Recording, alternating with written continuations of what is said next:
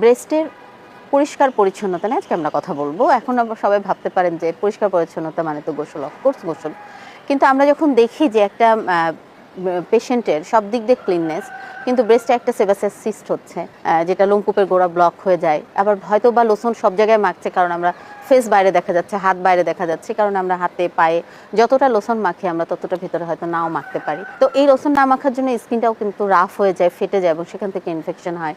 আর একটা ইস্যু হচ্ছে যে যখন দেখা যাচ্ছে যে বাইরে আছে, জামা হয়তো লুজ, ব্রাটা অনেক টাইট, এই ব্রার ভিতরে যে ঘেমে যাচ্ছে, ঘামের জন্য সেখানে কিন্তু এই ইনফেকশনগুলো হয়ে থাকে। আবার ব্রেস্ট যাদের অনেক বড় ঝুলে যায় তাদের ক্ষেত্রে দেখা যায় যে ব্রেস্টের নিচে যে ভাঁজটা পড়ে ওইখানে ইনফেকশন হয়, কালার চেঞ্জ হয়ে যায়, একটু কালো হয়ে যায়। এই কারণে দেখা যাচ্ছে অনেক মেয়ে কিন্তু সাফার করছে বা মনোযোগ ঘাটতি হচ্ছে।